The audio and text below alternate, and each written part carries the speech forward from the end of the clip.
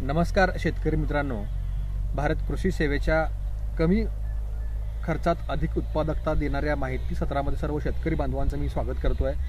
सध्या आपण या ऊसाच्या प्लॉटमध्ये आहोत। ऊस जाऊन 1 महिना झालेला आहे।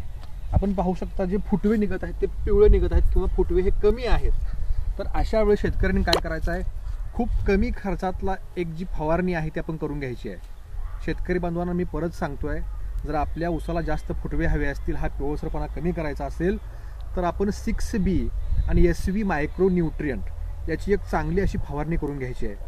म्हणजे 6B हे अतिशय स्वस्त आहे आणि SV मायक्रो न्यूट्रिएंट हेही अतिशय स्वस्त आहे। आपण जर याची फवारणी या प्लॉटला घेतली तर निश्चितपणे जे फुटवे आहेत ते अतिशय जास्त निघणार आहेत। कमीत कमी एकरी 40,000 फुटवे असायला पाहिजेत, तर आपल्या ऊसाचं उत्पादन हे चांगलं निघतं।